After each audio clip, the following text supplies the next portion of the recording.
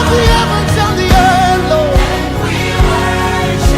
The living God, the Holy One. Say you are, and we give you worship. Say you are. Donc, vous devez comprendre. Il faut que vous fassiez la différence entre ce que le diable a fabriqué et ce qui est du royaume de Dieu. C'est pourquoi dans Galates chapitre 5 au verset 19, on parle des œuvres de la chair. Et au verset 22, on parle du fruit de l'esprit. La conséquence d'un péché non traité. Samson s'était affectionné au péché. À quoi tu t'es affectionné? À quoi t'es-tu affectionné? Le péché. La marque déposée de Satan. Alors, la Bible nous dit au verset 4, au verset 5, donc nous voyons ce héros-là, cet homme vraiment que Dieu avait appelé, Dieu avait rempli du Saint-Esprit, Dieu lui avait donné en fait un potentiel, Dieu lui avait donné en fait des capacités. Samson était un homme puissant, un homme grand. Samson avait une position de juge, donc on peut dire comme un gouverneur. Samson, Dieu avait équipé cet homme.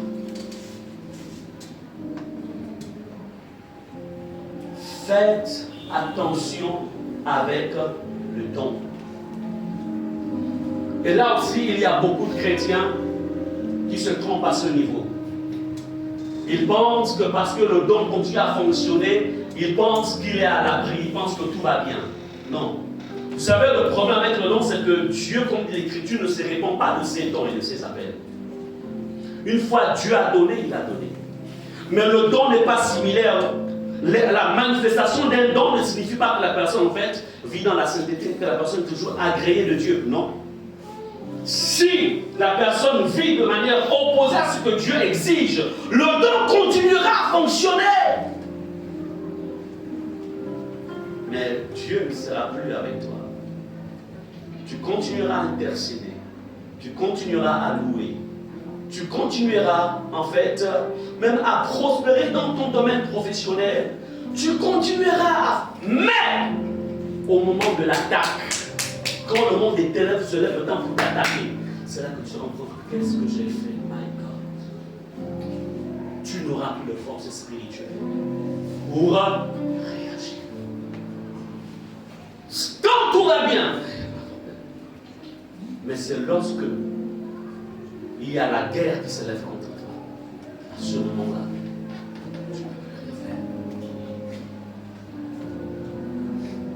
faire. Faites attention.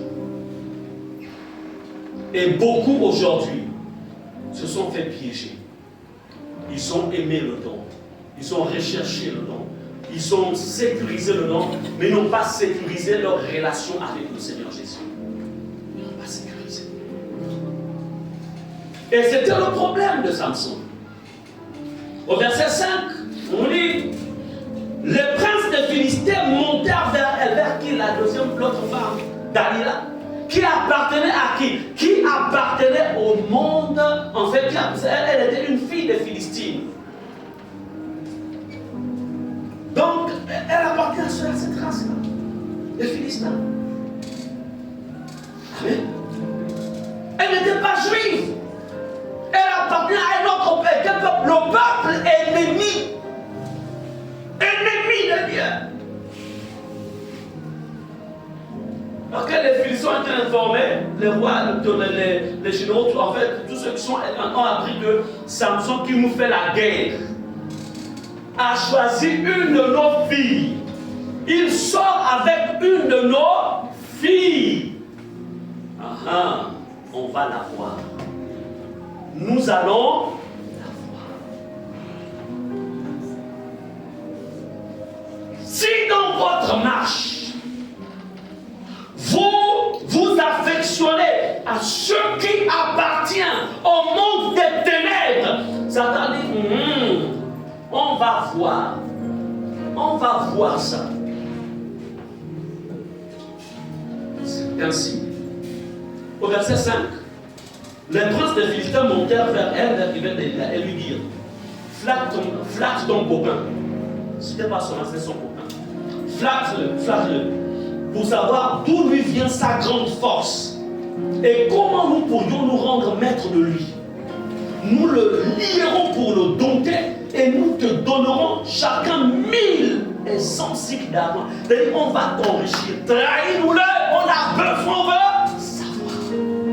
À chaque fois qu'un enfant de Dieu touche à ce qui appartient au diable, Satan active un démon et dit, entre dans sa vie et détruis-moi sa force, livre-moi sa force. Quand tu gardes la haine, dis esprit de haine, elle continue à prier, mais je veux savoir d'où vient sa force. Est-ce que vous comprenez cela? Tu as décidé d'épouser un inconverti. Et quand je parle d'inconverti, je ne veux pas dire forcément ceux qui viennent à l'église. Il y a des gens qui ont des qui sont des inconvertis. Inconverti. Elle est inconvertie. Il y a même certaines qui choquent nous ici. Je ne vais pas dire sur les fatales, non, mais je parle dans des églises, parce que ceux qui sont ici là, il y a un scanner qui les observe. C'est pour ça que le groupe, là, ça ne se multiplie pas facilement. Il est mieux qu'on ait au moins 4-5 personnes, le nombre qu'elles sont là, on prend la vie de chacun, que d'en avoir un gros bruit, et à la fin, ça faut que ça sorte entre eux. Les femmes, chacun. Est-ce qu'on est ensemble? Amen. Parce qu'elle doit aller au ciel. C'est un seul matin, la semaine, papa, je vais aller au ciel. Mon fils, tu vas au ciel. Est-ce qu'on est ensemble? Amen. Tous doivent aller au ciel. Mais je voudrais vous dire une chose. Le diable. Il y a des personnes qui sont actives dans les églises, mais qui sont des inconvertis.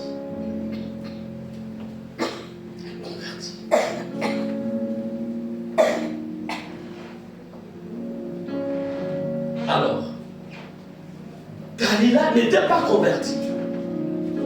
Elle ne connaissait pas Jésus. Samson connaissait Dieu. Vous connaissez Jésus. Vous direz, mais ok, en ce temps, je n'étais pas encore là, mais Dieu était là. Amen. Amen. Jésus, c'est le nom qui a été donné à la parole. La parole a Dieu existait de toute éternité. Donc, Jésus aussi était là. Amen.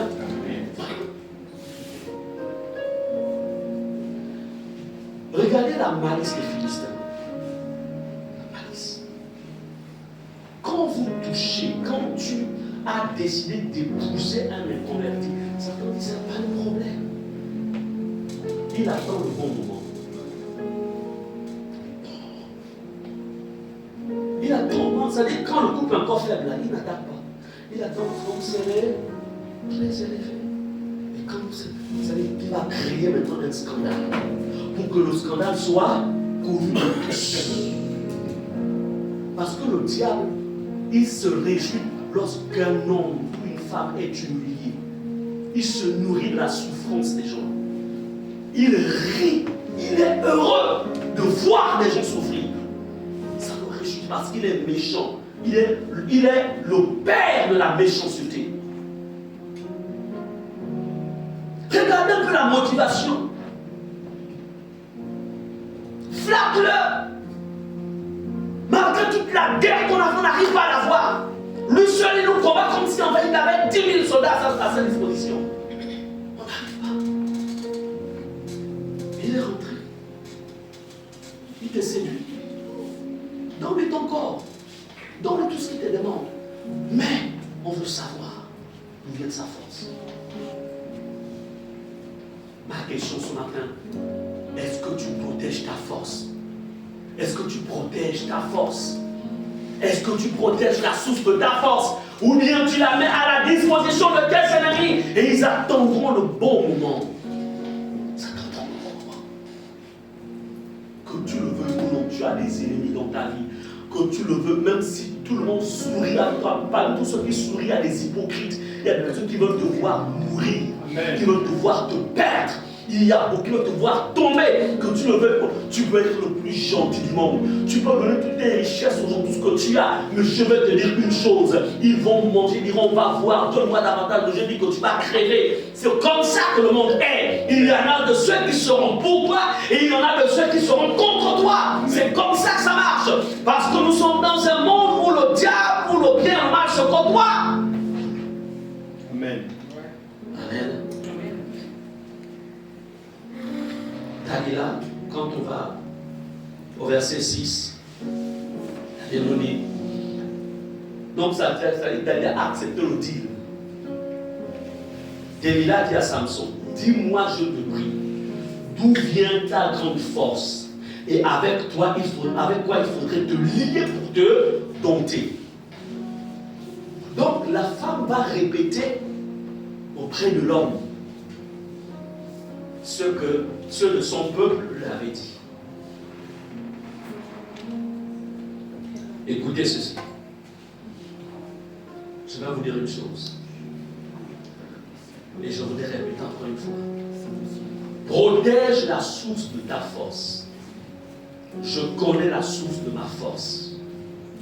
Depuis 1987-88, quand j'ai accepté Jésus, je connais, surtout quand j'ai été baptisé du Saint-Esprit, je connais la source de ma force. Et ça là, je ne peux pas blaguer avec ça. Jamais. Mais va. Je connais quelqu'un qui s'est, dans le passé, il était marié. C'est quelqu'un qui appartient à l'église. Enfin, il fait partie, pas de Fata, mais il est dans l'église. Et puis, j'apprends qu'il s'est... Je vous partage là pour dire que dans la vie, dans cette vie-là, il n'y a personne qui peut d'abord te protéger si ce n'est toi-même. Personne. Dans cette vie-là, on ne vit pas pour faire plaisir aux gens. Tu vis pour le Seigneur et pour toi-même. Quand je parle dans le sens que tout ce qui est rattaché à toi. Donc, il y a quelques années, cette personne, je l'avais vue, elle était mariée. Je l'avais connue. Et puis, quelques temps après, j'apprends qu'il veut se remarier. Donc, la personne vient avec un faire-part, voilà, parce que je me réveille. Je me réveille, tu étais marié. Oui, qu'est-ce qui s'est passé? Il m'a raconté. Je parle de ça pourquoi? Pour que vous appreniez à être prudent et protéger la source de votre force.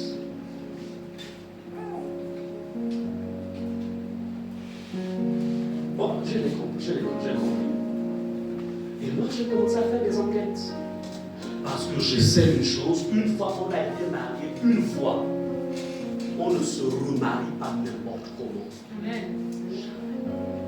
Il y a des témoignages de personnes que Jésus a. En fait, la personne sur la terre, le remariage avait été organisé. Le remariage avait été organisé. Jusqu'à nouveau dans l'église. La personne meurt. Mais Dieu a une grâce particulière.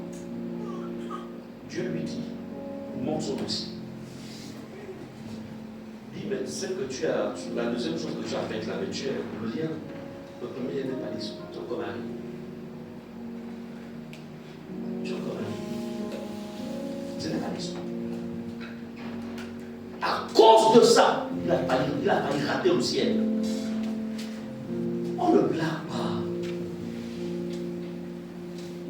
Amen. L'éternité, on ne joue pas avec ça. Il est mieux que tout le monde. En fait, que tout le monde en fait, vous rejette. Mais il ne faut pas que Dieu te rejette. Dieu a dit, tu es encore marié. Tu n'as pas délire la grâce encore. Donc j'ai l'habitude. Est-ce que, comment ça s'est traité? Est-ce que ton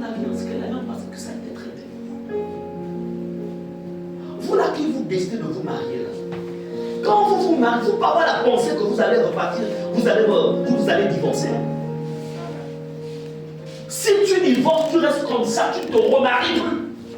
Quand c'est comme ça, ok, tu divorces, tu te remaries. Tu vas chez le médecin, mets-moi la piqûre ici, là, comme ça, moi je vais tranquille, jusqu'à 100 ans. Est-ce qu'on est ensemble? Amen. Mieux vaut rater les choses de la terre, mais ne rate pas le ciel. Il ne faut pas rater le ciel. Et c'est comme ça que je découvre. Il y a encore d'autres choses que j'aime. Moi, je ne m'engage pas. La Bible dit, ne participez pas au péché. Tu as le péché pour toi, mais avec ton péché. Il ne faut pas me mettre à l'intérieur. Donc, quand tu prends même là 5 000 pour soutenir quelqu'un qui est en train de se remarier, tu n'as pas fait les enquêtes. Les 5 000 femmes qui participent à la dot là, tu pêches aussi à l'intérieur. Vous blaguez avec l'éternité. Vous jouez avec l'éternité. Donc, la question, est-ce que quelqu'un qui est divorcé ne peut pas se remarier? Ce n'est pas ça que je veux dire. Amen. Mais ça devient des situations délicates. On doit aller vers son pasteur. On dit, pasteur, voici ma situation. Et ensuite, on commence à examiner. Parce qu'il n'y a pas de substance. Victimes, ce sont des victimes. Amen. Donc il y a un travail que nous devons faire, que l'homme de Dieu doit faire. Et à partir de là, tu es dégagé de tout lien, de toute alliance ancienne. Et quand tu repars là, tu es clean. Est-ce qu'on est ensemble? Tu es clean. Mais ceux qui sont les auteurs des divorces là, ceux-là ils doivent aller là. C'est pas le problème. C'est pas le sujet d'aujourd'hui. Est-ce qu'on est ensemble? Amen. Et à cause de ça, je dis à mon épouse, on ne donnera même pas 5 francs. On doit se... Pourquoi? Parce que le diable, il connaît la source de ta force. Il connaît la source de ta... Il connaît aussi la source de ta faiblesse. Tu dois connaître. Samson a commis l'erreur de ne pas connaître la source de sa faiblesse. Il n'a pas protégé. Et regardez ça que fait le péché. Allons au verset 19. Donc, Samson vit allègrement dans le péché, il est heureux, il va chez Dalila à n'importe quel moment. C'était la femme la plus belle en ce temps-là. Comment c'était une princesse dont les genoux allaient au ciel. Le gars, il est aux anges, quoi. Et vraiment, ça dit qu'il mange le péché tous les jours. Il est heureux. Ça, le péché donne un certain plaisir. Hein. Même plaisir avec les. Ça dit qu'il fait ça. Ça dit que le péché, là, il te donne. Tout ce qu'il donne, c'est comme du miel. Mais il sait qu'après le miel, là, il y a du poison. Il y a des épines.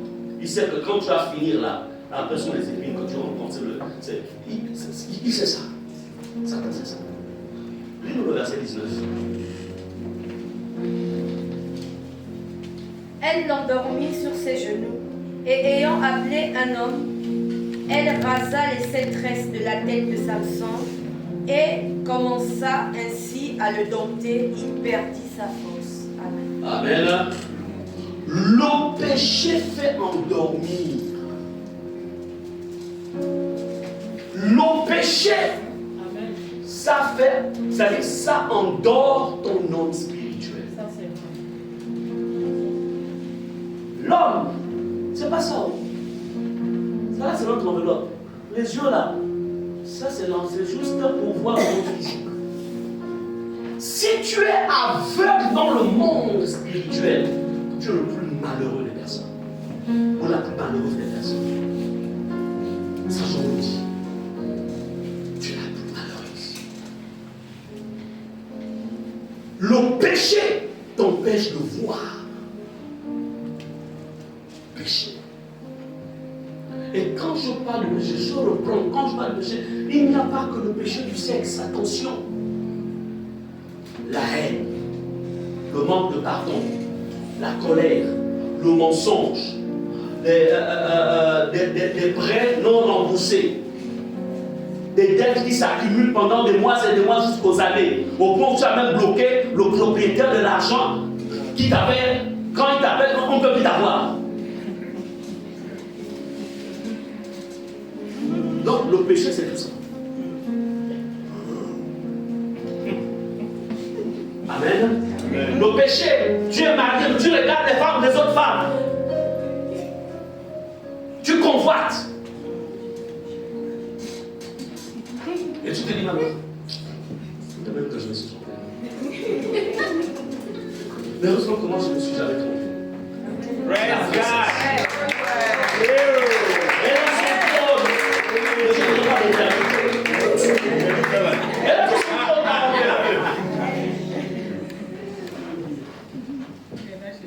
Amen.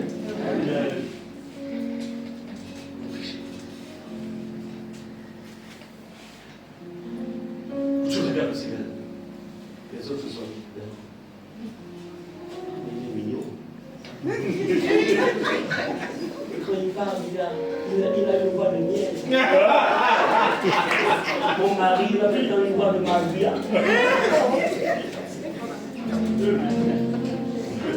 C'est le péché. Le péché, c'est le péché.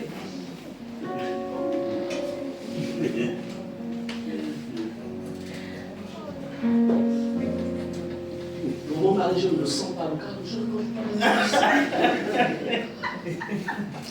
Qu'il meurt même comme ça, je ne le sens pas. Non, le seul de ma vie, la mort de ma vie, pour rapidement, on voit comment remplacer ça. Vice-versa. Le péché. Le péché rend aveugle. Elle dit, elle endormit. Comment le péché a endormi un homme de guerre. Un homme qui n'avait que des victoires. Le péché l'a endormi. Qu'est-ce qui est en train de t'endormir? Qu'est-ce qui est en train de t'endormir? Et la sécurité sans le fait.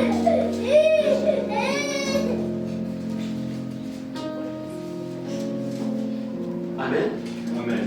Qu'est-ce qui est en train de t'endormir? Fais attention. Je peux vous dire une chose en ce qui me concerne. Chaque seconde qui passe, chaque minute, je veille. Si j'essaie d'introduire quelque chose, déjà, il y a une alarme à l'intérieur de moi. Quand quelque chose, un virus qui veut rentrer, ça s'active, bam, bam, bam, bam, tout ce que je dis, c'est pas ça. Je suis le sang de Jésus. Rien ne doit rentrer. Rien. C'est barricadé là, tout est barricadé. Barricadé. Il ne va pas toucher le siège de ma puissance. Tout est barricadé.